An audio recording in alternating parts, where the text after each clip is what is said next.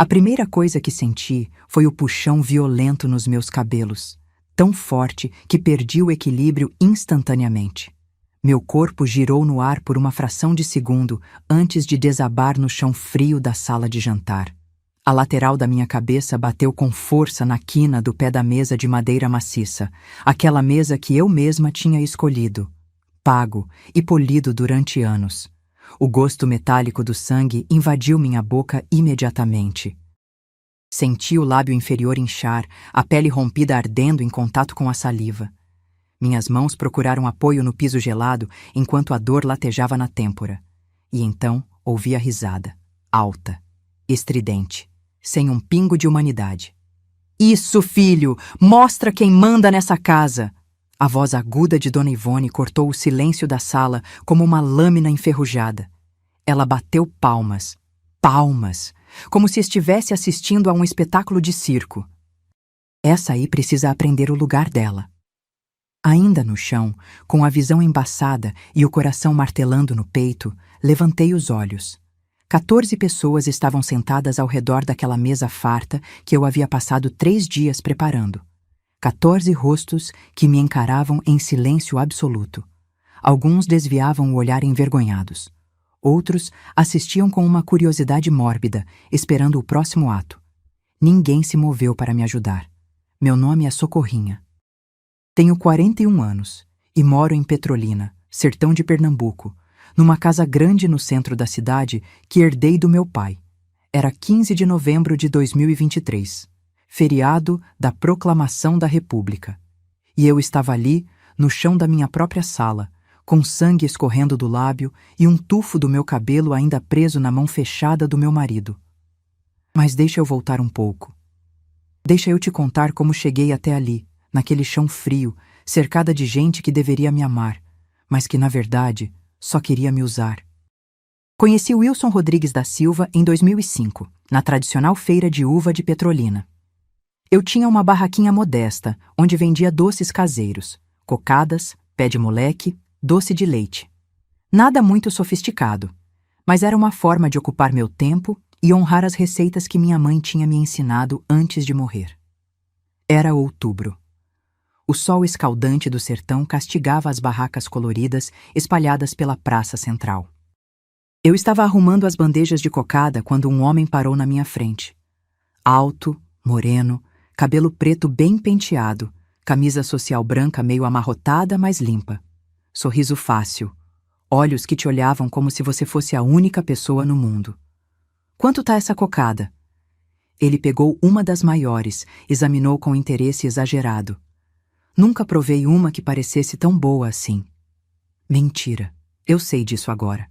Ele não estava interessado na cocada. Estava interessado em descobrir de onde vinha o dinheiro de uma mulher solteira de 23 anos que tinha barraca na feira, mas também tinha sido vista dirigindo um Corsa novinho e morando numa casa de 2 andares no centro. Mas naquela época eu acreditei. Acreditei no sorriso, no interesse, nas visitas diárias à barraca durante toda a semana da feira. Acreditei quando ele me convidou para tomar sorvete na sorveteria da avenida. Acreditei quando 3 meses depois me pediu em namoro debaixo do pé de juazeiro na Praça da Matriz.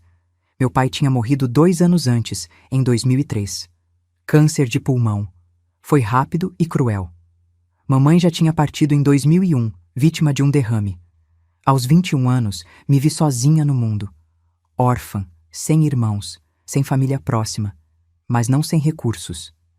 Papai foi comerciante a vida toda. Começou vendendo frutas numa carroça puxada por burro. Terminou dono de 3 lojas de material de construção. Quando morreu, me deixou 3 heranças que mudaram minha vida.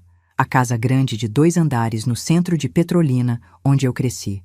Um galpão comercial amplo na zona industrial que ele alugava para uma distribuidora de bebidas. E uma poupança gorda no Banco do Brasil, que somava, na época, R$180 mil. Para os padrões de Petrolina em 2003, eu era o que o povo chamava de viúva rica, mesmo nunca tendo casado. Uma mulher jovem, sozinha, com patrimônio. Carne fresca para urubus famintos. Wilson foi o primeiro urubu que pousou na minha vida. Mas eu não via assim. Eu via um homem bonito, atencioso, que parecia genuinamente interessado em mim. Ele me levava para jantar no melhor restaurante da cidade. Eu pagava, mas ele esquecia a carteira com tanta frequência que parei de apontar. Me presenteava com flores que comprava dos vendedores ambulantes por R$ 5. Me dizia que eu era a mulher mais linda de Petrolina. Palavras. Só palavras. Mas para uma mulher de 23 anos, sozinha no mundo, órfã recente, carente de afeto e atenção, aquelas palavras eram tudo. Casei com Wilson Rodrigues da Silva em março de 2007, numa cerimônia simples na igreja de São Francisco. Tinha 25 anos e achava que tinha encontrado meu parceiro para a vida. Erro da minha vida, o maior erro que eu poderia cometer, porque junto com Wilson veio o pacote completo. Dona Ivone dos Santos Silva, a sogra. Dona Ivone era uma mulher de aparências. Esse é o melhor jeito de descrever ela.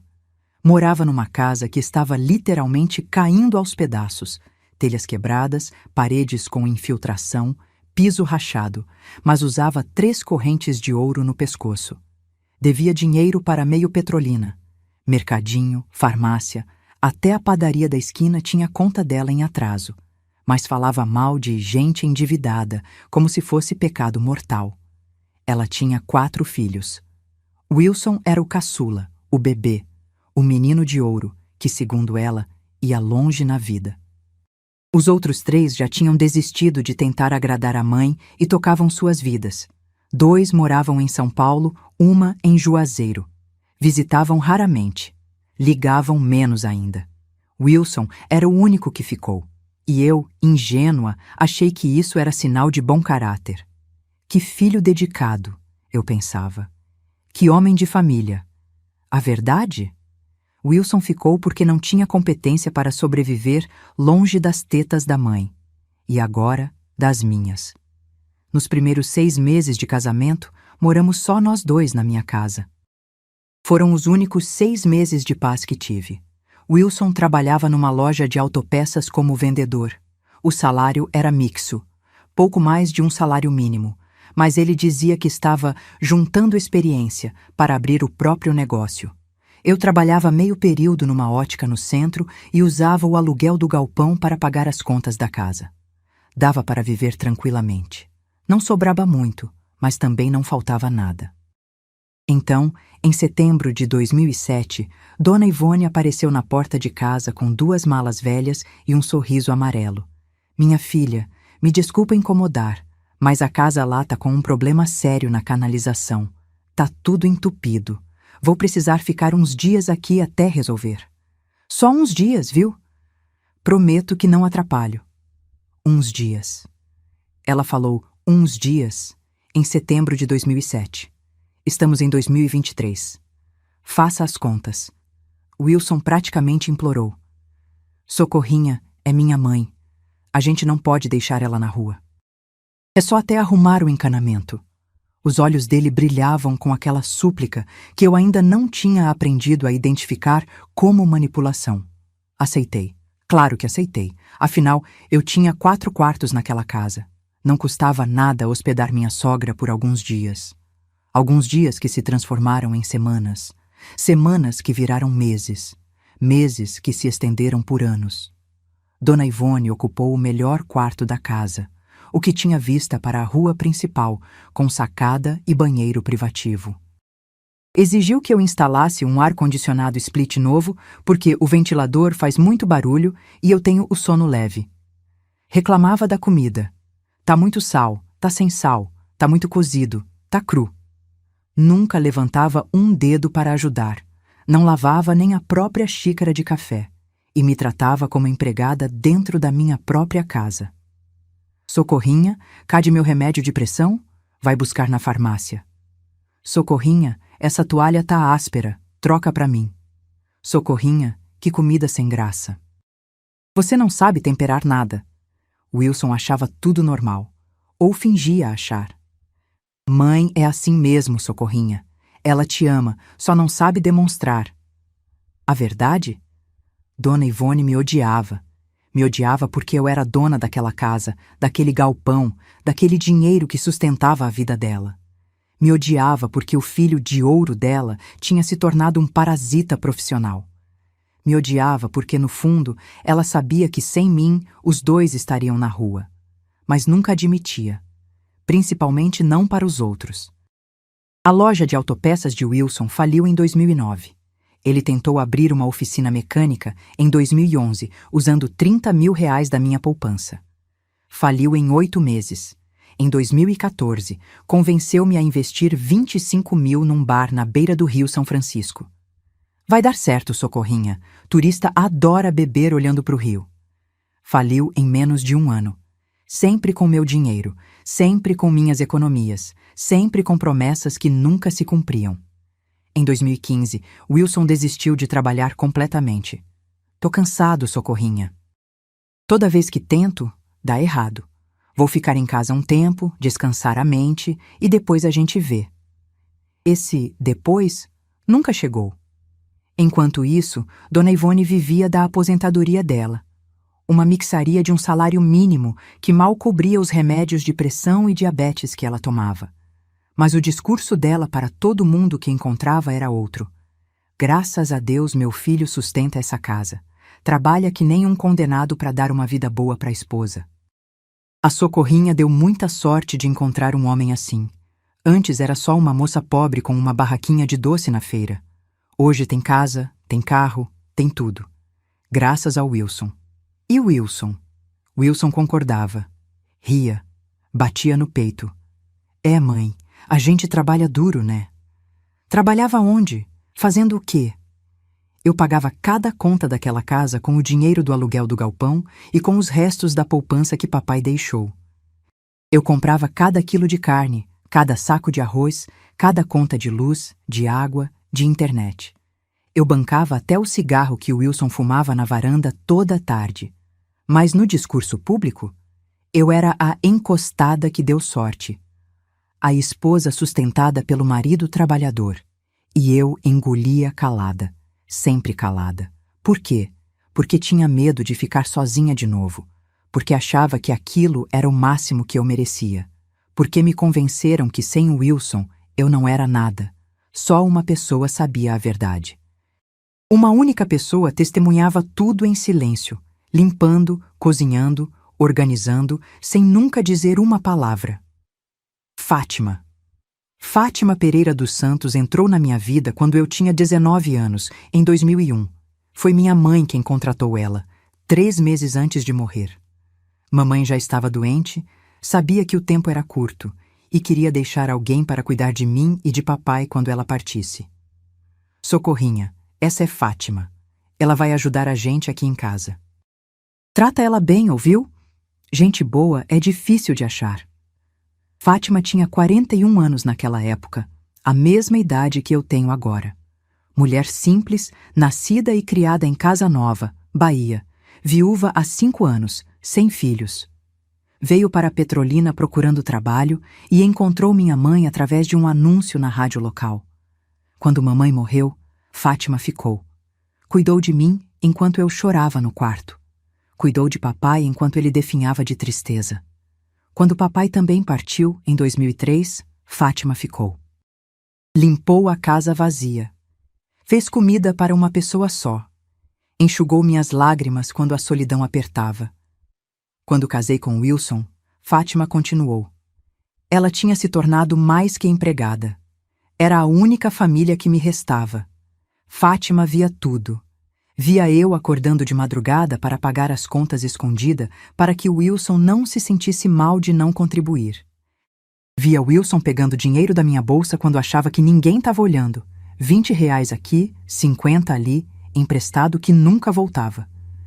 Via Dona Ivone abrindo minhas gavetas procurando dinheiro, escondendo as notas de 100 que eu às vezes deixava separadas para emergências.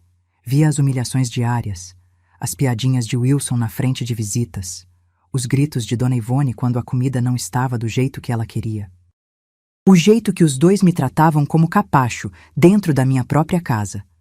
Mas Fátima era calada, respeitosa, discreta demais, talvez. Patroa, um dia Deus mostra a verdade. Ela dizia quando me encontrava chorando na cozinha. Um dia a conta chega para todo mundo. Eu queria acreditar. Mas os anos passavam e nada mudava. Só piorava. Então chegou o dia 15 de novembro de 2023. Feriado nacional. Céu limpo. Temperatura beirando os 40 graus. Wilson acordou animado. Socorrinha, vamos fazer um almoço aqui em casa. Faz tempo que não vejo meus irmãos, meus primos. Chama todo mundo. Vai ser bonito. Meu estômago revirou. Eu sabia o que vamos fazer um almoço significava. Significava que eu ia fazer o almoço, que eu ia comprar tudo, que eu ia limpar, arrumar, cozinhar, servir. E que no final Wilson ia receber os créditos. Mas eu não disse não. Nunca dizia não. Passei 3 dias me preparando. Fui ao supermercado e gastei R$ 200 em carne de sol, costela, linguiça, queijos, bebidas, sobremesas. Fátima me ajudou a limpar a casa de cima a baixo. Lavamos cortinas, encerramos o piso, organizamos a sala de jantar que raramente usávamos. Na noite anterior, passamos 4 horas na cozinha. Fátima temperando a carne de sol. Eu preparando a farofa, o vinagrete, a salada. O cheiro de alho e cominho perfumava a casa inteira. Patroa, a senhora tem certeza que quer fazer isso? Fátima perguntou baixinho enquanto picava a cebola. Esse povo não merece seu esforço. É família do Wilson, Fátima. Tenho que fazer. Ela balançou a cabeça, mas não insistiu. Conhecia meu padrão. Sabia que eu sempre cedia, sempre me curvava, sempre engolia. Até aquele dia. Os convidados começaram a chegar ao meio-dia. Vieram 14 pessoas ao todo. Os 3 irmãos de Wilson com seus cônjuges, 5 sobrinhos adolescentes, 2 primos de Juazeiro e a irmã de Dona Ivone que morava em Petrolina, mas raramente visitava. Wilson abria a porta como se fosse dono do pedaço. Cumprimentava todos efusivamente. Entrem, entrem, a casa é nossa. Nossa, como se tivesse pago um tijolo daquelas paredes. Dona Ivone estava radiante. Vestia a melhor roupa que tinha. Uma blusa de seda rosa que eu tinha comprado para ela no Natal passado, e exibia as 3 correntes de ouro no pescoço. Recebia os abraços e beijos como uma rainha recebendo súditos. Que alegria ter a família reunida! Fazia tanto tempo! Ela segurava a mão dos netos, conversava animada com os cunhados, ria alto. Eu estava na cozinha, obviamente. Colocando a comida em travessas bonitas, organizando os pratos, verificando se havia gelo suficiente. Fátima trabalhava em silêncio ao meu lado, o rosto fechado, a boca uma linha fina. Às 13h, chamei todo mundo para a mesa. A sala de jantar estava impecável. Toalha branca bordada, travessas de porcelana, copos de cristal que foram da minha avó. Flores frescas no centro da mesa. Todos se sentaram, comentaram a beleza da mesa. Elogiaram o cheiro da comida. Wilson sorriu largo, aceitando os elogios como se fosse o chefe responsável. Comecei a servir. Ia de cadeira em cadeira colocando carne, farofa, salada. Fátima trazia as jarras de suco e refrigerante. Ninguém ofereceu ajuda. Apenas esperavam ser servidos, conversando animadamente sobre futebol, novela, fofoca de família. Quando finalmente me sentei, na ponta da mesa, claro, o lugar menos nobre, todos já estavam comendo. Então, Dona Ivone começou. Se você quiser ouvir mais histórias emocionantes como essa, não esquece de se inscrever no canal e ativar o sininho para não perder nenhum vídeo. E deixa um comentário aqui embaixo dizendo que horas você está assistindo e de que cidade você é. Adoro saber quem está acompanhando esses relatos. Agora vou continuar te contando o que aconteceu naquele almoço que mudou minha vida para sempre. Dona Ivone estava no auge da performance. Rosto corado pelo calor e pela animação, olhos brilhando enquanto segurava um copo de refrigerante como se fosse taça de champanhe. Ela limpou a boca delicadamente com o guardanapo de tecido que eu tinha passado a ferro na noite anterior, e soltou a primeira bomba. Gente! Vocês sabiam que a Socorrinha aqui não sabe nem fritar um ovo? A voz dela saiu alta, teatral, projetada para alcançar cada canto da sala. Quem fez toda essa comida maravilhosa foi eu. Senti como se alguém tivesse jogado um balde de água fria na minha cabeça. Meus dedos apertaram o garfo com tanta força que os nós ficaram brancos. Aquela mulher não tinha entrado na cozinha nem para pegar um copo de água nos últimos 3 dias. Não tinha picado uma cebola, não tinha temperado uma carne, não tinha lavado uma louça. Mas ali estava ela, sorrindo para os parentes, esperando os elogios que viriam a seguir. E vieram. Nossa, Dona Ivone, a senhora manda bem demais! Uma das cunhadas levantou o copo em brinde. Essa farofa tá divina. A costela derretendo na boca. O irmão mais velho de Wilson limpou a boca com as costas da mão. Já estava com saudade da comida da senhora.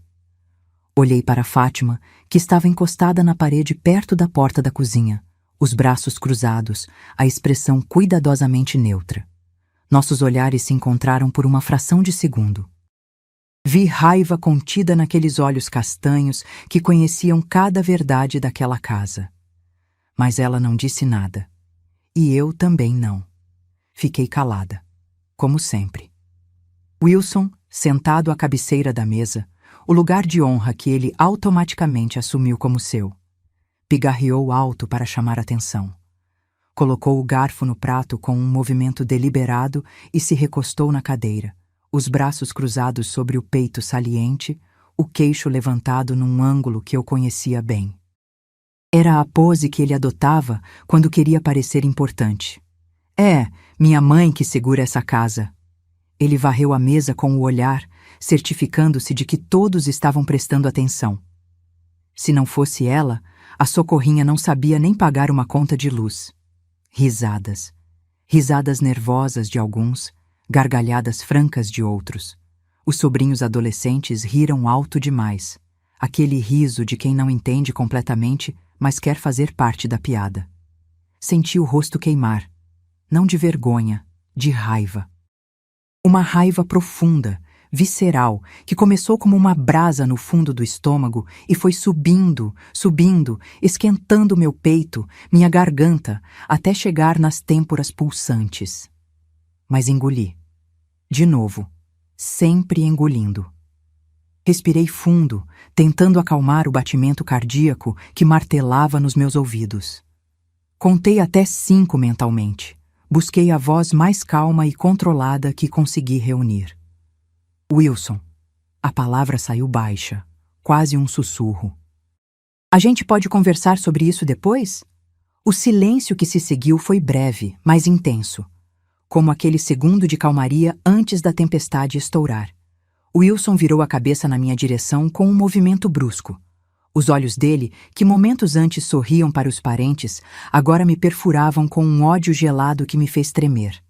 Era um olhar que eu já tinha visto antes. Nas discussões a portas fechadas, nos momentos em que eu ousava discordar, nas raras vezes que tentava impor limites. Mas nunca na frente de outras pessoas, nunca com plateia. Conversar o quê? A voz dele saiu dura, afiada.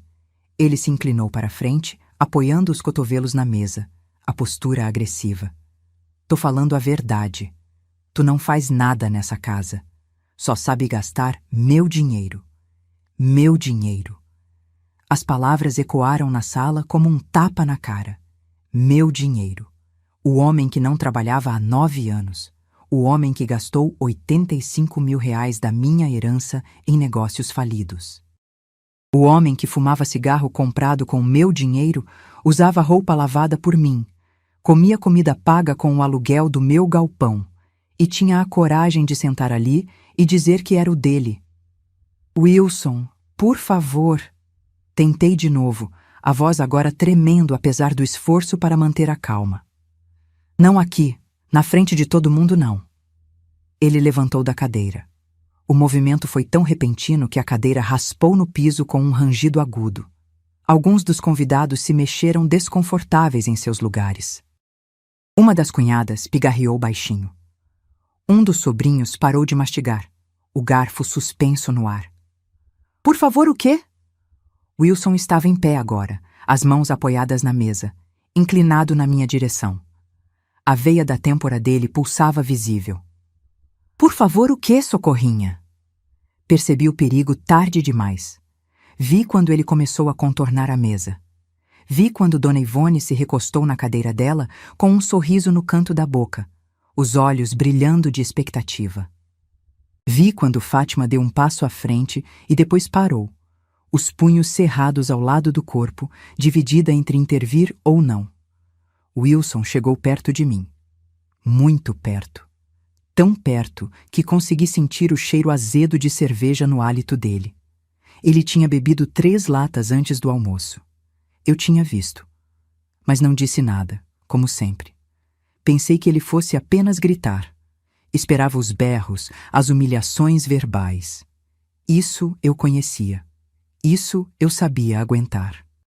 Tinha anos de prática em engolir ofensas, em deixar as palavras cruéis escorregar pela minha pele sem penetrar muito fundo. Mas não foi um grito que veio. Senti os dedos dele se fecharem no meu cabelo primeiro. Dedos fortes, calejados, emaranhando-se nos fios castanhos que eu tinha escovado com cuidado naquela manhã. O aperto veio tão forte e tão de repente que nem tive tempo de reagir. Então ele puxou. Puxou com força, com raiva. Com anos de frustração e fracasso e mediocridade canalizados naquele único gesto violento. Minha cabeça foi puxada para trás primeiro, o pescoço esticando num ângulo antinatural. Por uma fração de segundo, tudo que vi foi o teto branco da sala de jantar girando. Então perdi completamente o equilíbrio. Meus pés escorregaram no piso encerado. Minhas mãos tentaram se agarrar em algo, na borda da mesa, na cadeira, no ar, mas não encontraram apoio. Caí. Meu corpo girou enquanto desabava, uma queda descontrolada que pareceu durar uma eternidade, mas provavelmente levou menos de 2 segundos. A lateral da minha cabeça acertou em cheio a quina do pé da mesa de madeira maciça, aquela mesa de embuia que papai tinha comprado em 1995, sólida e pesada como uma rocha. A dor foi instantânea e cegante. Uma explosão de agonia que irradiou da têmpora esquerda para o resto do crânio. Vi estrelas, literalmente. Pequenos pontos brilhantes dançando na minha visão embaçada. Meu corpo bateu no piso frio com um impacto surdo. O cotovelo direito amorteceu parte da queda, enviando uma onda de dor elétrica pelo braço. Fiquei ali, caída de lado, atordoada, tentando entender o que tinha acontecido. Então senti o gosto, metálico, quente, escorrendo do lábio inferior para dentro da boca. Sangue. Passei a língua pelos lábios automaticamente e senti o corte. A pele rompida no canto esquerdo, já começando a inchar. A sala estava em silêncio absoluto, aquele tipo de silêncio pesado, sufocante, que parece sugar todo o oxigênio do ambiente. Consegui ouvir minha própria respiração ofegante, o zumbido agudo no ouvido esquerdo, o latejamento pulsante na têmpora, e então, cortando aquele silêncio como uma navalha, a risada. Isso, filho, mostra quem manda nessa casa. Dona Ivone bateu palmas. Palmas lentas, deliberadas, teatrais. Como se estivesse assistindo a uma apresentação particularmente satisfatória. O rosto dela estava corado de empolgação, os olhos brilhando com um prazer doentio. Essa aí precisa aprender o lugar dela. Muito bem, Wilson, muito bem. Deitada no chão, ainda atordoada pela queda e pela dor, virei a cabeça na direção dela. Vi a sogra praticamente se levantando da cadeira de tanta animação, as mãos juntas numa ovação silenciosa, a boca escancarada num sorriso largo. Aquela mulher estava feliz, genuinamente feliz, radiante, porque o filho tinha me jogado no chão. Porque eu estava sangrando, porque finalmente estava no meu lugar. Levantei os olhos devagar, tentando focar a visão que ainda dançava. Vi Wilson parado acima de mim, a mão direita ainda fechada num punho, alguns fios do meu cabelo escapando entre os dedos, o peito subindo e descendo rapidamente, os olhos arregalados, não de remorso, mas de surpresa, como se ele mesmo estivesse assustado com o que tinha feito. Mas ele não disse nada, não pediu desculpas, não estendeu a mão para me ajudar. Apenas ficou ali, parado, me olhando no chão como se eu fosse um objeto que tinha caído e quebrado. Varri a sala com os olhos. 14 pessoas. 14 rostos me encarando. Alguns com a boca aberta em choque. Outros desviando o olhar envergonhados. Os sobrinhos adolescentes congelados, os garfos ainda nas mãos, sem saber como reagir. Mas ninguém se moveu. Ninguém se levantou. Ninguém disse: "Ei, calma aí, isso passou dos limites." Ninguém pegou um guardanapo para estancar meu sangramento. Ninguém ofereceu ajuda. Apenas me olhavam, como espectadores de um acidente de carro, horrorizados, mas incapazes de desviar o olhar. A cunhada mais velha mexeu na cadeira desconfortavelmente. O irmão do meio de Wilson pigarreou e olhou fixamente para o prato, como se a costela fosse a coisa mais interessante do mundo. A irmã de Dona Ivone levou a mão à boca, mas não disse uma palavra. Era novembro de 2023, século XXI. Era das redes sociais, da Lei Maria da Penha, do movimento My Me Too. E ali estava eu, uma mulher de 41 anos, jogada no chão da própria casa, sangrando, humilhada, e ninguém moveu um dedo. Porque era assunto de casal. Porque a gente não se mete. Porque cada um sabe da sua vida. Porque no fundo mesmo, muita gente ainda acha que homem tem direito de botar a mulher no lugar dela. Senti meus olhos arderem, não de dor física. A dor da têmpora e do lábio era suportável, era outra dor, profunda, antiga. A dor de perceber que você está completamente sozinha mesmo cercada de gente. A dor de entender que ninguém vai te defender, que você não importa, que seu sofrimento é entretenimento. Uma lágrima escorreu, depois outra, silenciosas. Eu não soluçava, não fazia barulho, apenas deixava as lágrimas caírem enquanto permanecia ali, caída no chão frio da minha sala de jantar, com gosto de sangue na boca e a cabeça latejando. Foi quando ouvi o barulho, suave no começo, discreto. O arrasto de uma cadeira contra o piso.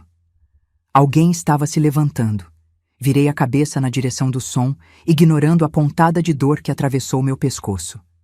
A visão ainda estava embaçada pelas lágrimas, mas consegui distinguir a figura que se erguia devagar, apoiando as mãos na borda da mesa para se equilibrar. Fátima. Ela estava pálida. Nos 22 anos que nos conhecíamos, nunca tinha visto aquela expressão no rosto dela. As mãos tremiam ligeiramente. Notei porque ela as apertou com força na madeira da mesa até os nós dos dedos ficarem brancos. A respiração saía pesada. Os lábios formavam uma linha fina e decidida. Fátima tinha 63 anos. Trabalhava desde os 11. Tinha visto pobreza, tinha visto luto, tinha visto injustiça, mas sempre calada, sempre discreta, sempre respeitosa. "Não é meu lugar falar, patroa", ela dizia quando eu pedia opinião sobre as humilhações que sofria. Mas naquele momento, algo mudou. Ela se levantou completamente, a cadeira raspando no chão com um som estridente que fez todos os presentes se virarem na direção dela. A postura estava ereta, digna, apesar dos ombros ligeiramente curvados por décadas de trabalho pesado. Os olhos, normalmente baixos, submissos, agora fixos em Dona Ivone. O silêncio na sala ficou ainda mais denso, se é que isso era possível. Até os adolescentes pararam de mexer nos pratos. "Dona Ivone!"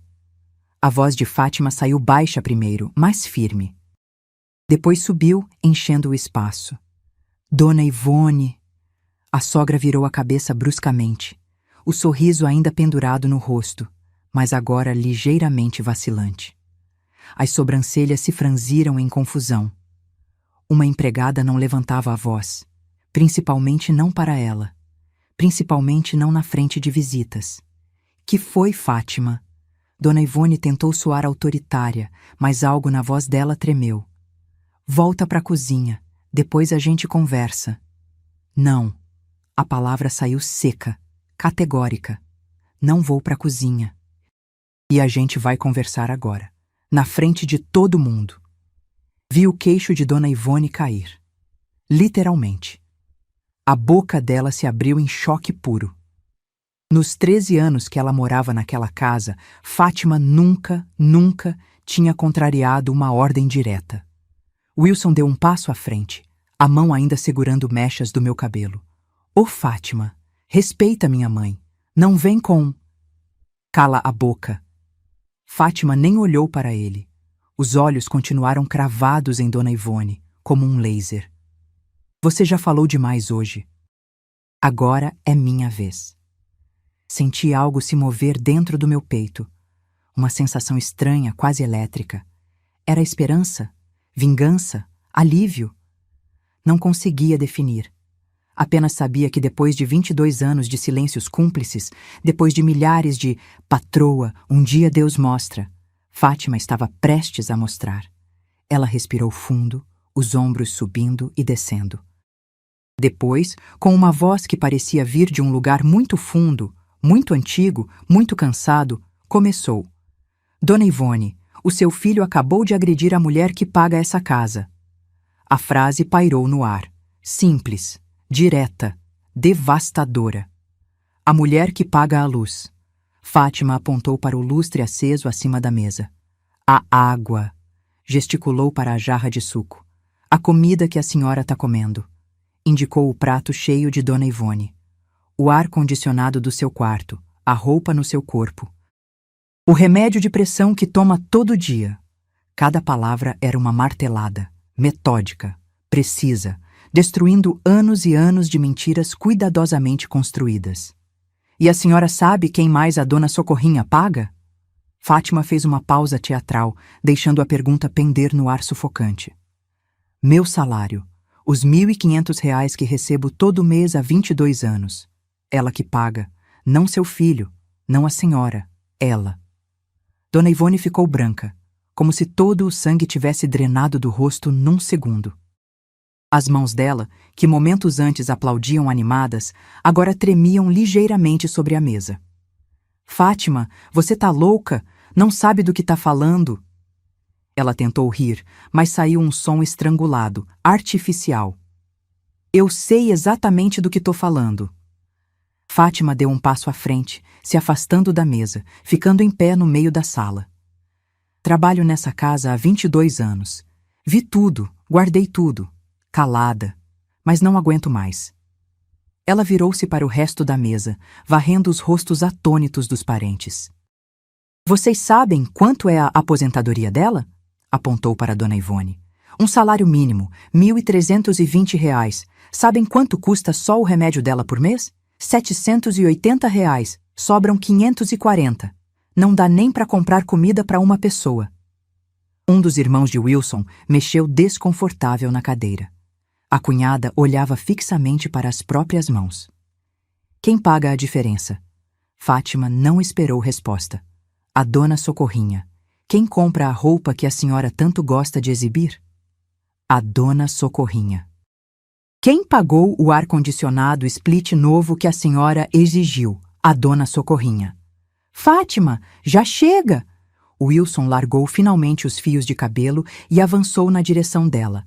Você está passando dos limites. É uma empregada, sabe seu lugar. Fátima nem piscou. Ficou parada onde estava, firme como uma rocha. Meu lugar é ao lado de quem me tratou com dignidade. E nessa casa, só uma pessoa fez isso. Ela apontou para mim, ainda caída no chão, e continuou, agora olhando diretamente para Wilson. Seu Wilson não trabalha há 9 anos. 9 anos. O silêncio que se seguiu foi sepulcral. Alguns dos sobrinhos se entreolharam, confusos. Um dos irmãos de Wilson franziu o senho. Que mentira é essa? O irmão mais velho, André, se inclinou para a frente. Wilson me disse que tem uma empresa de... Empresa? Fátima quase gargalhou, mas era um riso amargo, sem humor. Qual empresa? A loja de autopeças que faliu em 2009? A oficina que durou 8 meses? O bar que fechou as portas em menos de 1 ano? André empalideceu.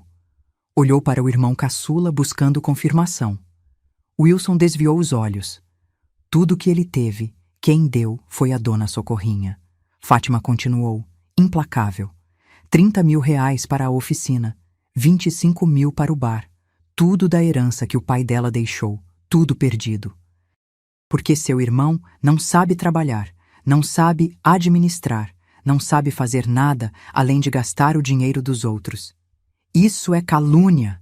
Wilson tentou gritar, mas a voz saiu fraca, defensiva. Você não sabe de nada! Eu sei de tudo! Pela primeira vez, Fátima elevou o tom completamente. O grito ecoou pela sala, fazendo os copos na mesa tremerem. Eu vejo tudo nessa casa. Vejo você pegando dinheiro da bolsa dela quando acha que ninguém tá olhando. Vejo sua mãe remexendo as gavetas procurando as notas de 100. Vejo os dois tratando ela como lixo e depois saindo por aí dizendo que você sustenta a família. As palavras explodiram como bombas na sala. Alguns dos convidados arfaram. A irmã de Dona Ivone levou a mão ao peito, boquiaberta. Fátima se virou novamente para Dona Ivone, que agora parecia ter encolhido na cadeira. A senhora vive de aparência, ouro no pescoço, mas deve para a farmácia, roupa cara, mas mora de favor, fala mal de todo mundo, mas é a maior parasita dessa casa. Como você ousa? Dona Ivone tentou se levantar, mas as pernas não sustentaram. Ela caiu de volta na cadeira com um baque. Eu ouso porque cansei! Fátima estava tremendo agora, mas não de medo, de raiva, de anos e anos de indignação engolida.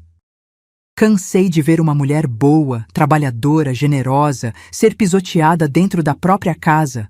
Cansei de ver vocês dois sugarem ela até o osso e ainda falarem mal dela pelas costas. Ela respirou fundo, tentando recuperar o controle. Quando voltou a falar, a voz estava mais calma, mas não menos devastadora. Essa casa pertence à dona Socorrinha, herdou do pai. O galpão que está alugado e paga as contas dessa família? Dela. A poupança que sobrou depois de bancar todos os negócios falidos? Dela. Tudo que existe aqui, cada tijolo, cada móvel, cada prato que vocês estão comendo, foi pago com dinheiro dela. Fátima fez uma pausa e olhou ao redor da mesa, certificando-se de que cada palavra estava penetrando. E o que ela ganha em troca? A voz dela quebrou ligeiramente. Humilhação, desrespeito, violência, dentro da casa que é dela. Vi lágrimas escorrendo pelo rosto enrugado de Fátima. Ela limpou com as costas da mão, mas não parou de falar. Eu tenho 63 anos. Trabalhei a vida inteira. Vi muita coisa ruim, mas nunca, nunca vi uma mulher ser tão humilhada quanto a dona Socorrinha é nessa casa. E eu me envergonho de ter ficado calada por tanto tempo. Então ela se virou para mim, ainda caída no chão. Os olhos dela encontraram os meus, molhados, arrependidos, mas também determinados. Dona Socorrinha, me perdoe. A voz saiu num sussurro rasgado. Me perdoe por não ter falado antes. Me perdoe por ter deixado chegar a esse ponto. Mas eu juro pela memória da sua mãe, que me acolheu quando eu não tinha nada, não vou ficar calada nunca mais. Aquelas palavras, aquele pedido de perdão. Algo se partiu dentro de mim. Ou talvez se consertou. Não sei explicar direito. Só sei que uma clareza súbita, cristalina, varreu minha mente como água limpa lavando vidro embaçado.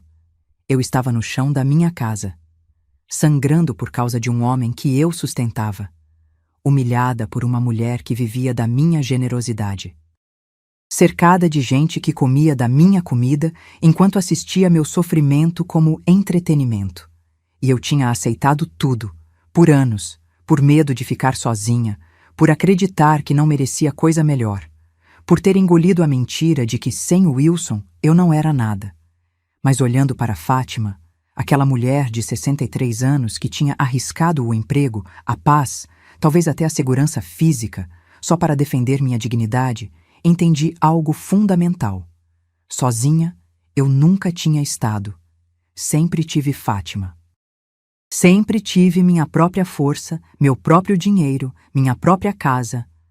Eu nunca precisei de Wilson, nunca precisei de Dona Ivone, nunca precisei da aprovação daqueles parasitas. Eles que precisavam de mim.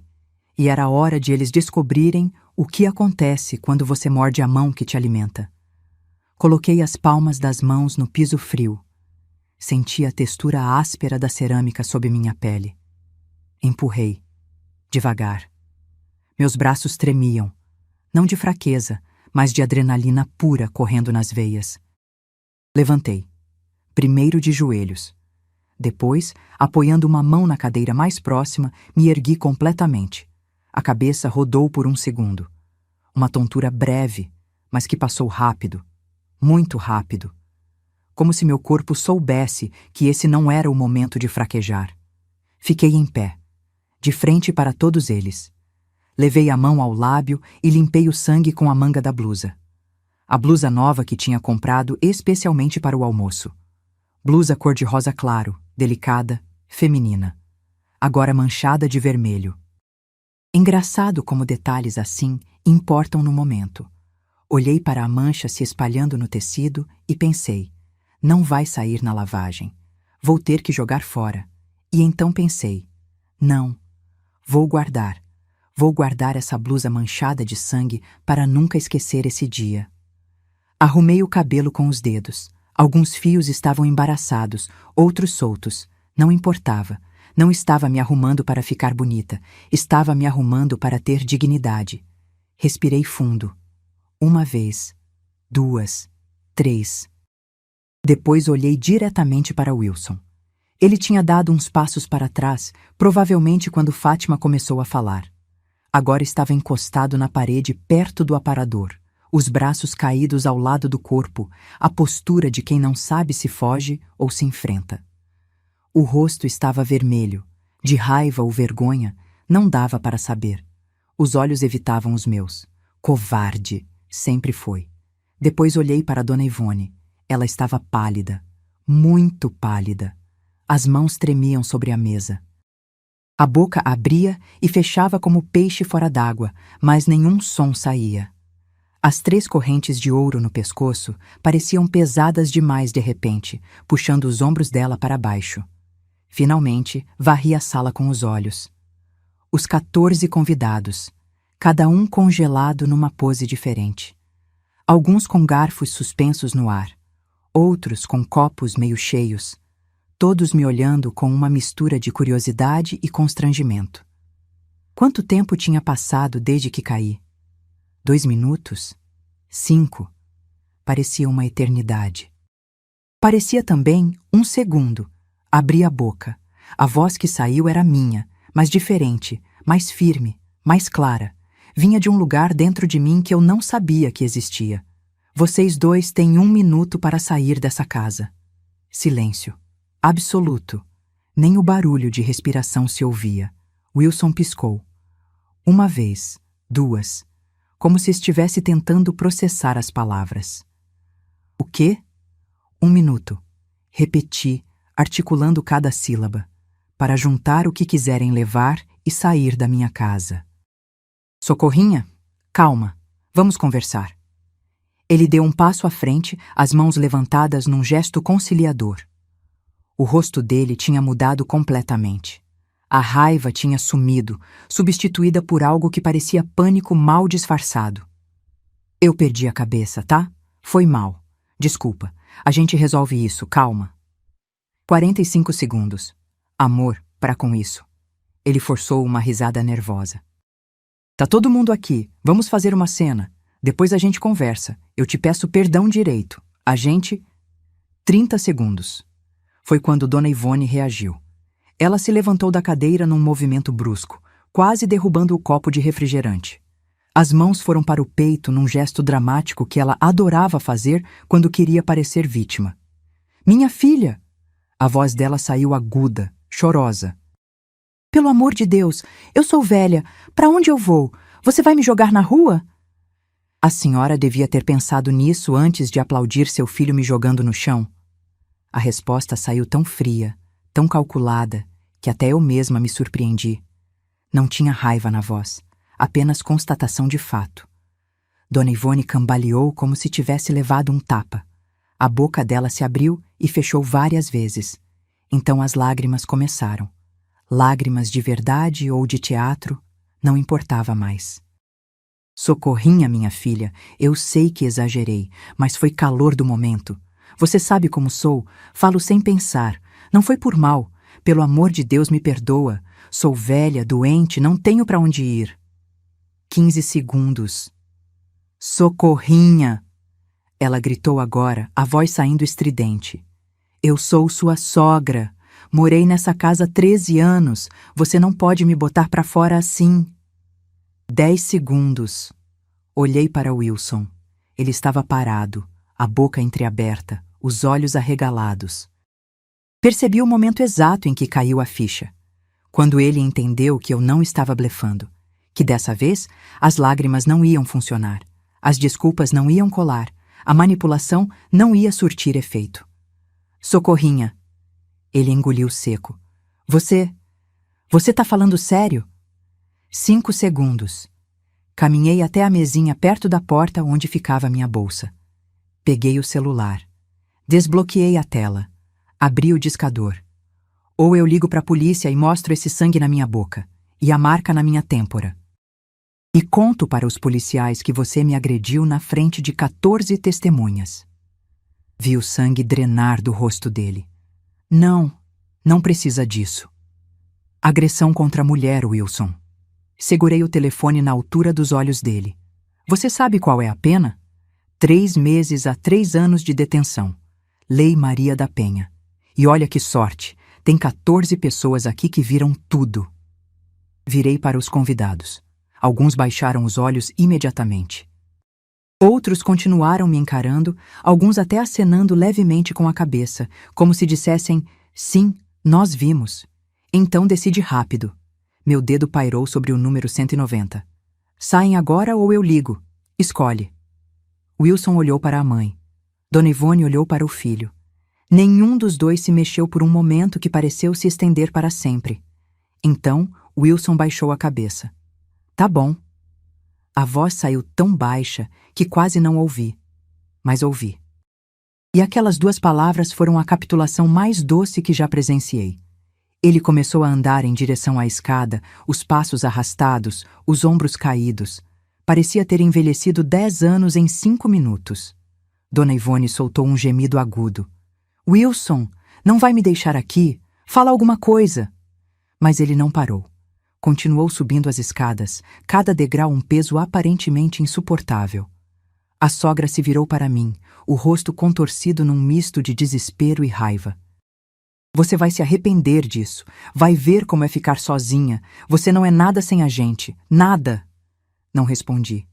Apenas continuei segurando o telefone, o dedo ainda perto do botão de ligar. Ela esperou mais alguns segundos, provavelmente achando que eu ia recuar. Quando viu que não, soltou um grito frustrado e foi atrás do filho, subindo as escadas com dificuldade, as mãos agarradas no corrimão, soltando impropérios pelo caminho. Ouvi portas batendo no andar de cima. Barulho de gavetas sendo abertas. Passos apressados. Virei-me para a mesa. Os 14 convidados continuavam sentados, agora completamente silenciosos. Alguns olhavam para os pratos, outros para as próprias mãos. Ninguém comia mais. Obrigada pela visita. Minha voz saiu educada, quase formal. Mas acho que o almoço acabou. Não precisei repetir. Como se tivessem sido libertados de um feitiço, todos começaram a se levantar ao mesmo tempo. Houve um rebuliço de cadeiras sendo afastadas, guardanapos sendo largados na mesa, desculpas murmuradas. A gente já vai indo. Desculpa pelo transtorno. Se precisar de alguma coisa. Palavras vazias. Todos sabiam. Ninguém ia ligar depois. Ninguém ia perguntar se eu estava bem. Era só protocolo, teatro social. Mas uma pessoa ficou. André, o irmão mais velho de Wilson, permaneceu parado perto da mesa, mesmo quando todos os outros já estavam indo em direção à porta. Ele me olhou nos olhos. Pela primeira vez desde que o conheci, há mais de 15 anos, vi algo parecido com respeito naquele olhar. Você devia ter feito isso há muito tempo. A voz dele era baixa, mas firme. Meu irmão sempre foi um vagabundo. E minha mãe... Bem, você sabe como ela é. Ele fez uma pausa. Se precisar de testemunha para qualquer coisa legal, me liga. Eu conto o que vi. Acenei com a cabeça sem conseguir falar. Algo na sinceridade dele me pegou desprevenida. Não esperava solidariedade, principalmente não de alguém da família de Wilson. André saiu. A casa foi ficando vazia. Ouvi motores de carros ligando lá fora. Vozes abafadas. O barulho foi diminuindo até que só restou o silêncio e o som de passos descendo a escada. Wilson apareceu primeiro, carregando 2 malas velhas e uma mochila. O rosto dele estava vermelho, suado. Ele passou por mim sem olhar, direto para a porta. Parou no batente, como se fosse dizer alguma coisa, mas não disse. Apenas saiu. Dona Ivone veio em seguida, arrastando uma mala de rodinhas que chiava a cada movimento. Ela parou na minha frente, o rosto ainda molhado de lágrimas. Você é uma ingrata. A voz dela estava rouca. Tudo que fiz por você, tudo que meu filho fez. E você faz isso com a gente. Quase ri. Tudo que fizeram por mim? Que piada. Mas não dei o gostinho de ver minha reação. Apenas apontei para a porta. Vá. Ela me fuzilou com os olhos. Aqueles olhos pequenos, duros, cheios de veneno que eu tinha aguentado por 13 anos. Depois cuspiu no chão, bem na frente dos meus pés, e saiu pisando duro. Fui até a porta. Eles estavam na calçada, tentando encaixar as malas no porta-malas de um táxi que Wilson devia ter chamado. Vi quando a sogra entrou no carro, ainda resmungando. Vi quando Wilson deu uma última olhada para a casa. Nossos olhos se encontraram por um segundo. Não sei o que ele viu nos meus. Mas o que eu vi nos dele foi patético. Autocomiseração, medo e aquele resquício de arrogância de quem ainda acha que a culpa é dos outros. Fechei a porta, tranquei, coloquei a corrente de segurança. E então o silêncio desceu sobre a casa como um cobertor pesado. Fiquei parada ali, encostada na porta, por quanto tempo eu não sei dizer. Podia ter sido 1 minuto, podia ter sido 10. O tempo tinha perdido significado. Ouvi um barulho suave vindo da sala de jantar. Passos leves. Fátima apareceu, carregando uma toalha úmida e um pote de pomada de arnica. Vem, patroa, deixa eu cuidar desse corte. Deixei que ela me guiasse até o sofá. Sentei. Fátima se ajoelhou na minha frente, com cuidado de velhinha, e começou a limpar o sangue seco do meu lábio. O toque dela era gentil, maternal. Vai doer um pouquinho. Ela aplicou a pomada no corte. Ardia, mas era uma dor boa. Dor de cura. Enquanto ela trabalhava, olhei ao redor da sala. A mesa ainda estava posta. Pratos pela metade, copos cheios, a comida esfriando, horas de trabalho que viraram um campo de batalha. A gente limpa isso depois, patroa. Fátima seguiu meu olhar. Agora você precisa descansar. Fátima. Sim? Obrigada. Minha voz quebrou na última sílaba. Obrigada por tudo, por falar, por me defender, por... Ela colocou a mão enrugada sobre a minha. Eu que peço desculpa por ter demorado tanto. Ficamos ali, sentadas em silêncio, enquanto a tarde de novembro entrava pelas janelas. Lá fora, a vida continuava. Carros passavam na rua, vizinhos conversavam nas calçadas, crianças brincavam. E dentro da minha casa, finalmente, pela primeira vez em 16 anos, havia paz. Ou pelo menos, o começo dela. A primeira ligação veio às 23h37 do mesmo dia. Eu estava na cama, incapaz de dormir, encarando o teto do quarto que finalmente era só meu. O lábio latejava.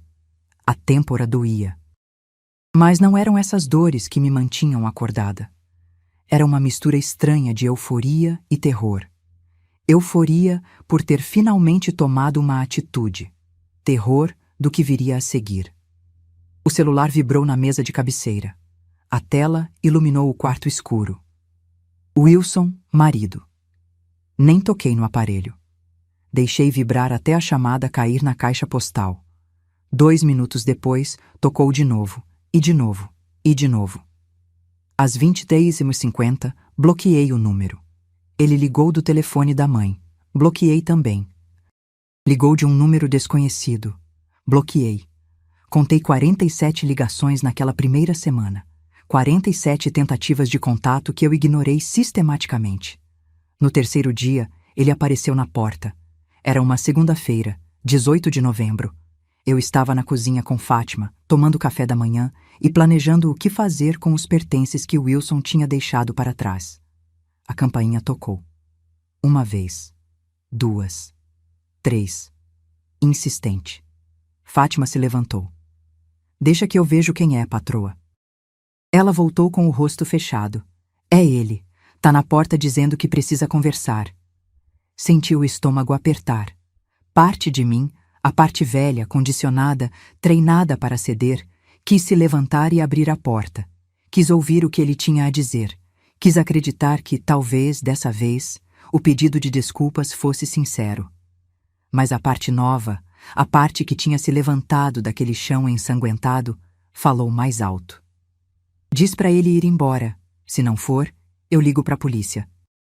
Fátima assentiu e voltou para a porta. Ouvi vozes abafadas. A dela, firme. A dele, alterada. Depois ouvi passos se afastando. Ele voltou na terça, e na quarta, e na quinta. Sempre o mesmo padrão. Campainha insistente. Fátima atendendo. Ele pedindo para falar comigo. Ela dizendo para ir embora. Às vezes ele gritava. Às vezes chorava. Uma vez ameaçou arrombar a porta. Foi quando liguei para a polícia. 2 policiais apareceram em 15 minutos. Conversaram com Wilson na calçada. Não sei o que disseram, mas ele não voltou mais depois disso. No dia 25 de novembro, 10 dias após o incidente, fui a um escritório de advocacia no centro de Petrolina. Doutora Célia Marques tinha 52 anos, cabelos grisalhos cortados curtos, olhos atentos atrás de óculos de armação discreta. O escritório dela era pequeno, mas organizado, com estantes cheias de códigos legais e uma mesa de madeira sólida. Sentei na cadeira de frente para ela e, pela primeira vez, contei a história completa para alguém de fora. Cada detalhe. Os negócios falidos, o dinheiro sugado, as humilhações diárias, o almoço, a agressão, a expulsão. Doutora Célia ouvia em silêncio, fazendo anotações numa prancheta. Quando terminei, ela tirou os óculos e me olhou com uma expressão que misturava profissionalismo e empatia. Você fez a coisa certa. A voz dela era firme, sem julgamento. Tanto em expulsá-lo quanto em vir aqui. Vamos entrar com pedido de divórcio litigioso imediatamente. E também com medida protetiva para garantir que ele mantenha a distância. Ele vai tentar pegar a casa? A pergunta que me atormentava há dias finalmente saiu. O galpão? Ela balançou a cabeça. Herança não entra em partilha de bens. A casa e o galpão são exclusivamente seus, recebidos antes do casamento. Ele não tem direito a nada disso. Senti um peso enorme sair dos meus ombros. E o dinheiro que ele gastou? Os 85 mil reais? Podemos tentar recuperar parte, mas provavelmente não vale o custo do processo. Meu conselho? Deixe para lá. Considere uma taxa de aprendizado. O importante agora é cortar todos os laços legais e seguir em frente. Assinei os papéis ali mesmo. Divórcio litigioso com culpa exclusiva do cônjuge por agressão física e abandono do lar conjugal. Medida protetiva com distância mínima de 200 metros. Pedido de indenização por danos morais. Quando saí daquele escritório, com os documentos guardados na bolsa, senti algo que não sentia há anos. Esperança. A reação de Wilson foi imediata e previsível. No dia seguinte à notificação da medida protetiva, ele contratou um advogado, usando dinheiro de quem eu não fazia ideia. Provavelmente emprestado de algum irmão ou amigo. O advogado dele enviou uma contestação patética. Alegava que o casamento era comunhão parcial de bens, que Wilson tinha direito à metade da casa e do galpão, que ele havia contribuído moralmente para a manutenção do lar, que a agressão tinha sido um momento de estresse isolado. Doutora Célia riu quando leu. É estratégia de intimidação. Não tem base legal nenhuma. Vamos rebater facilmente. e rebatemos. Apresentamos documentos provando que a casa e o galpão eram herança pré-nupcial. Apresentamos extratos bancários mostrando que todos os gastos da família saíam da minha conta. Apresentamos até o boletim de ocorrência que fiz depois de Wilson insistir em aparecer na casa, apesar da medida protetiva. A juíza que analisou o caso foi objetiva. Em audiência de conciliação no dia 15 de janeiro de 2024, ela olhou para Wilson e disse: "O senhor não tem direito a nada. Zero. A casa é herança exclusiva da autora. O galpão, idem. Não há bens adquiridos em conjunto durante o casamento porque, pelos extratos apresentados, o senhor não contribuiu financeiramente em momento algum. Tem algo a declarar?" Wilson, sentado ao lado do advogado, ficou vermelho. Abriu a boca várias vezes, mas não conseguiu articular uma defesa coerente. "Não, Excelência." A resposta saiu baixa, derrotada. "Então está decidido. Divórcio concedido, sem partilha de bens, medida protetiva mantida por tempo indeterminado. Próximo caso." 3 batidas de martelo, 16 anos de casamento dissolvidos em menos de 15 minutos. Saí do fórum como mulher livre. Dona Ivone teve um destino diferente, mas não menos merecido. Soube por André, o irmão de Wilson, que tinha oferecido ajuda, que ela foi morar com a irmã em Juazeiro. A irmã, Marlene, tinha uma casa pequena de 2 quartos e já sustentava um filho desempregado de 35 anos. Dona Ivone chegou lá com aquelas malas velhas e a expectativa de ser tratada como rainha, assim como tinha sido na minha casa. Durou 3 semanas. Marlene, ao contrário de mim, não era de engolir desaforo. Quando Dona Ivone começou a reclamar da comida, Marlene respondeu: "Não gostou? Cozinha você." Quando pediu ar-condicionado no quarto, ouviu: "Abre a janela." Quando tentou mandar na casa, levou um ultimato: "Aqui quem manda sou eu. Fica quieta ou arruma outro lugar." 2 meses depois, Dona Ivone ligou para o meu telefone. Eu tinha desbloqueado o número dela numa semana de fraqueza, pensando que talvez ela quisesse pedir desculpas. Engano meu. "Socorrinha?" A voz dela saiu melosa, carregada de falsa doçura. "Como você tá, minha filha?" Fechei os olhos e respirei fundo. "O que você quer, Dona Ivone?" "Ai, minha filha, não precisa ser assim comigo. Eu sei que a gente teve uns desentendimentos, mas isso é passado, né? Somos família." Família. A palavra que ela tinha cuspido no chão quando saiu da minha casa. "O que você quer?" Repeti mais firme. Houve uma pausa. Depois, num tom que tentava soar casual, mas estava claramente desesperado: eu tô precisando de uma ajuda com o remédio da pressão. Aqui com a Marlene tá difícil. Ela não tem condições, e você sabe que minha aposentadoria não cobre." Ri. Não pude evitar. Uma risada curta, seca, sem humor. "Dona Ivone, a senhora me viu ser jogada no chão pelo seu filho e aplaudiu. Disse que eu precisava aprender meu lugar. Cuspiu no chão da minha casa quando saiu. E agora quer que eu pague seu remédio? Socorrinha, pelo amor de Deus, eu sou velha. Tô doente. Você não vai me negar uma ajuda dessas." "Não vou negar, não." Minha voz saiu calma, controlada. "Já neguei, no dia que a senhora bateu palmas para a minha humilhação. Você é uma ingrata, sem coração, egoísta. Vai ver quando você precisar e..." Desliguei, bloqueei de novo, dessa vez para sempre. Ela tentou mais algumas vezes, através de números diferentes. Depois parou. Soube por André que ela conseguiu algum programa social da Prefeitura de Juazeiro que fornece remédios de graça. Sobreviveu.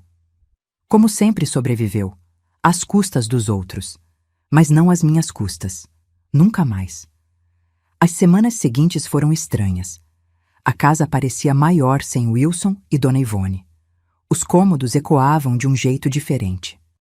Eu andava pelos corredores e sentia a ausência deles como uma presença física, mas não de forma negativa. Era libertador. Fátima notou a mudança. "A casa respira melhor agora", ela disse uma manhã enquanto regávamos as plantas da varanda. "É como se tivesse tirado um peso do ar." Ela tinha razão. Havia uma leveza que eu não reconhecia. Acordava sem aquele aperto no peito. Comia sem aquela náusea constante. Dormia melhor, apesar dos pesadelos ocasionais onde revivia o momento da queda. Mas nem tudo foi fácil. Houve noites em que chorei até a exaustão. Não por sentir falta de Wilson. Pelo contrário. Chorava pelos anos perdidos, pelos 16 anos em que aceitei migalhas de afeto em troca de sustento completo. Pelos momentos em que engoli humilhações por medo de ficar sozinha. Chorava pela socorrinha de 25 anos que achava que tinha encontrado um companheiro e acabou comprando um parasita. Pela mulher que eu poderia ter sido se não tivesse desperdiçado meus 20s e 30s cuidando de gente que não merecia. Fátima me encontrou chorando uma dessas noites, encolhida no sofá da sala, abraçando um travesseiro. Ela não disse nada. Apenas sentou ao meu lado, passou o braço pelos meus ombros e deixou que eu molhasse a blusa dela com lágrimas e ranho. Quando finalmente me acalmei, ela sussurrou: "Patroa, chorar o passado é importante, mas não esquece de celebrar o presente. Você tá viva. Tá livre. Tá inteira. Isso vale mais que qualquer ano perdido." Tinha razão. Como sempre tinha. Em fevereiro de 2024, 3 meses após o incidente, aconteceu algo inesperado. Estava no mercado comprando mantimentos para a semana quando uma mulher se aproximou de mim no corredor de laticínios. Ela tinha uns 50 anos, cabelos curtos tingidos de loiro e um sorriso hesitante. "Você é a Socorrinha, né? A mulher do Wilson?" Meu primeiro instinto foi me afastar. Não sabia quem era aquela pessoa, nem o que queria, mas algo na expressão dela, nervosismo misturado com determinação, me fez ficar. "Sou, ou era. Estamos divorciados agora." "Eu sei, eu soube." Ela respirou fundo. "Meu nome é Teresa. Fui casada com o primo do Wilson, o Marquinhos. Também me divorciei faz uns 2 anos. Conhecia Marquinhos vagamente. Tinha visto ele em alguns almoços de família. O que você quer, Teresa?" Ela olhou ao redor, certificando-se de que ninguém estava ouvindo. Depois baixou a voz. "Quero te agradecer." "Agradecer? Por quê?" "Porque você fez o que eu não tive coragem de fazer na hora certa. Você botou eles pra fora. Você não aceitou. Você não engoliu." Os olhos dela estavam marejados. "Eu fiquei 18 anos com o Marquinhos, 18 anos aguentando a família dele me tratar como empregada.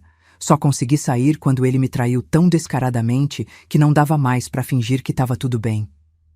Ela limpou uma lágrima que escorreu. "Quando soube o que você fez naquele almoço, sim, todo mundo em Petrolina ficou sabendo. Eu pensei, essa mulher é forte. Essa mulher sabe seu valor. Eu queria ser forte assim." Não sabia o que dizer. Nunca tinha me visto como forte. Ainda lutava com a autoimagem de mulher fraca que tinha aceitado tanto por tanto tempo. "Você é forte também, Teresa. Saiu, não foi?" "Saí, mas tarde demais. Perdi muito mais anos do que devia." Ela apertou minha mão. "Não faz o mesmo erro.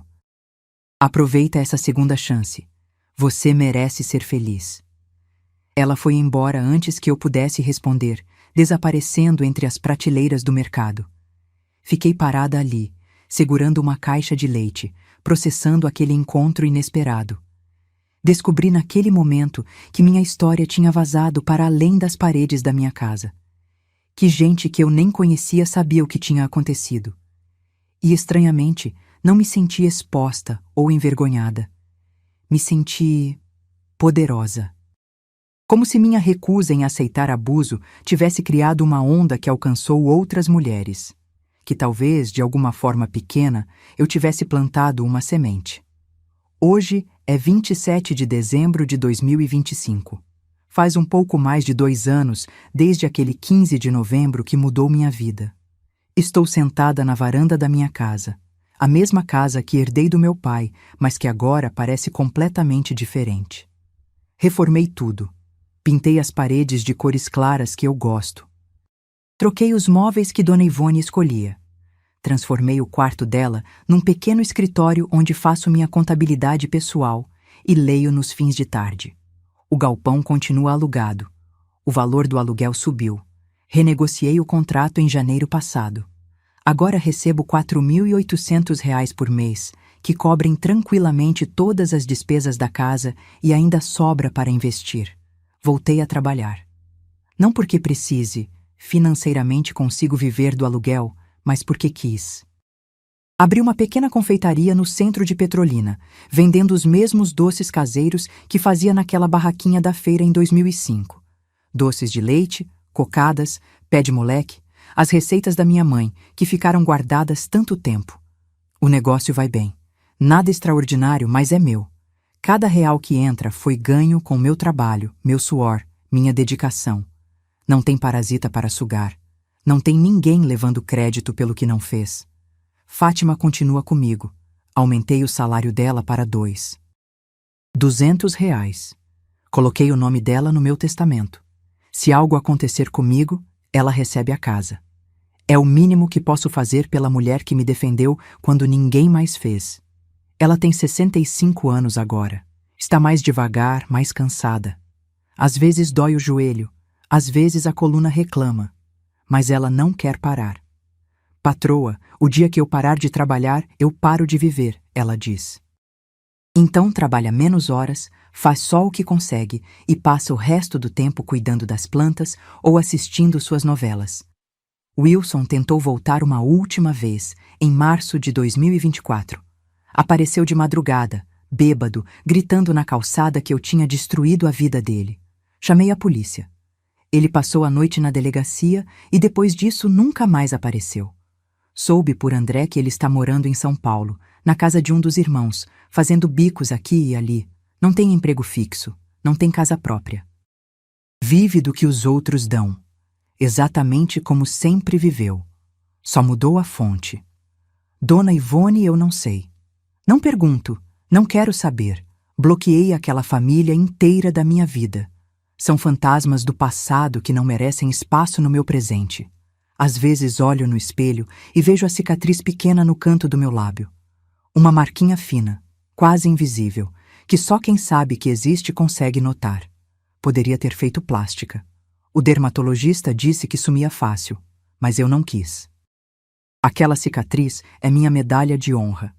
É a marca física do dia em que parei de engolir calada. Do dia em que me levantei, literal e figurativamente, e disse não. Do dia em que escolhi minha dignidade acima do medo da solidão. Não estou em outro relacionamento. Não sei se vou estar tão cedo.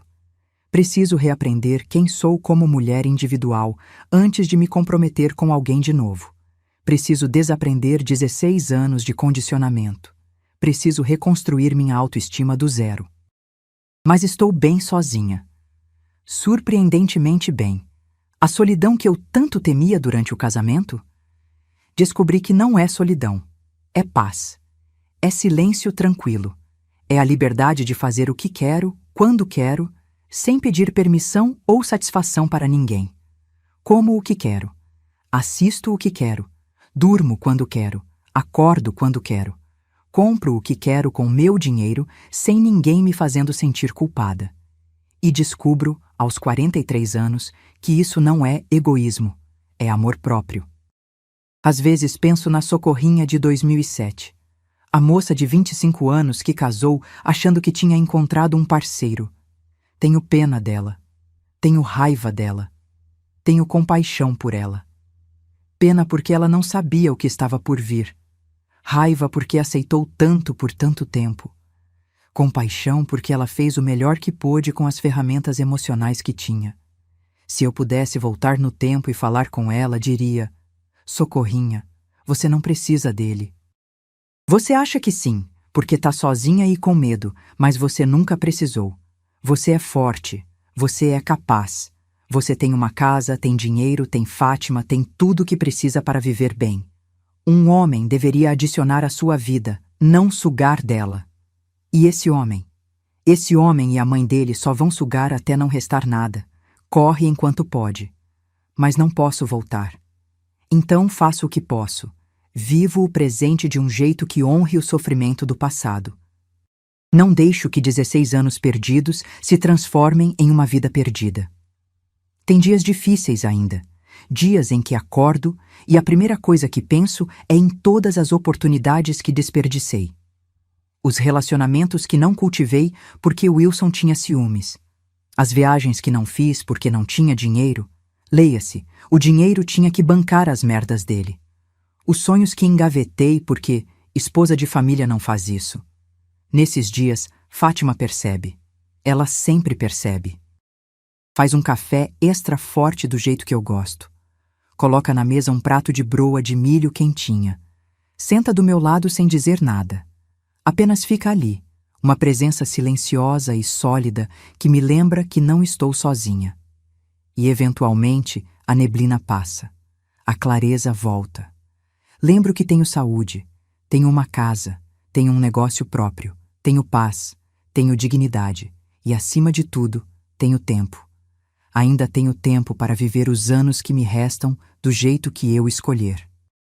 Hoje estava na confeitaria quando uma moça jovem entrou. Devia ter uns 22, 23 anos. Bonita, tímida, com um olho roxo mal disfarçado com maquiagem. Ela comprou uma cocada, pagou.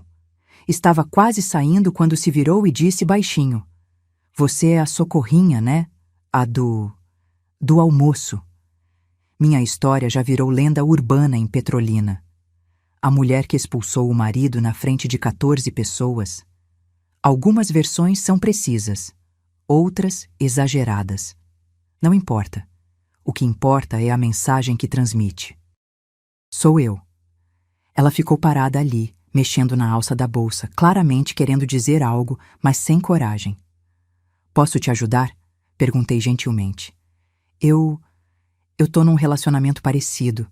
Ele não trabalha. Eu pago tudo. Ele me xinga. Às vezes... Ela tocou o olho roxo. Às vezes bate. Diz que é minha culpa, que eu provoco. Meu coração apertou. Reconheci aquela garota, porque já fui ela. "Você mora com ele?" "Moro, no apartamento que é meu, que eu pago." "Sai." Falei firme, mas sem julgamento. "Hoje, agora, pega o que é teu, chama a polícia se precisar, e sai. Não espera ficar como eu fiquei. Não desperdiça 16 anos acreditando que vai melhorar. Não vai. Homem assim não muda, só piora." Os olhos dela encheram de lágrimas. "Mas eu amo ele." "Ele não te ama. Se amasse, não batia. Se amasse, contribuía. Se amasse, te respeitava." Segurei a mão dela por cima do balcão. "Amor não dói, menina. Amor não deixa marca roxa. Amor não esvazia sua conta bancária. O que você sente não é amor. É apego. É medo de ficar sozinha. Eu sei porque já senti a mesma coisa." Ela chorou ali, na frente do balcão, enquanto 2 clientes esperavam constrangidos.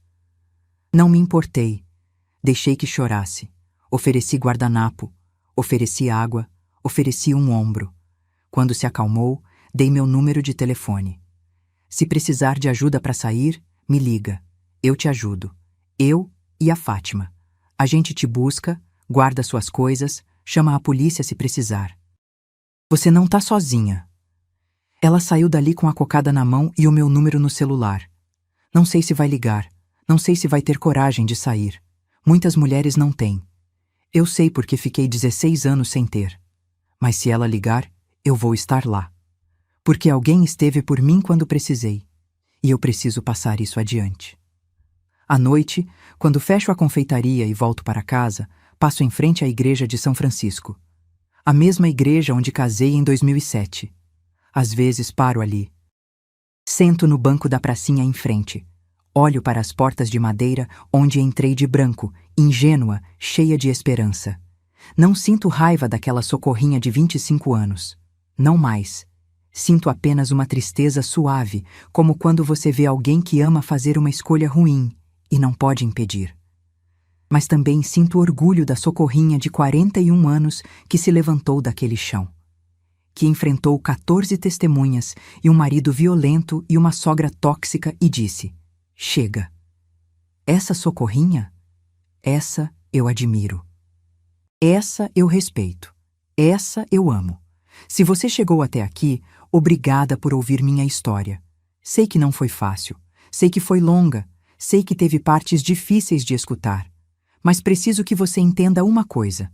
Se você está em uma situação parecida, se sustenta um parasita, se engole humilhações, se paga para ser maltratada, você consegue sair.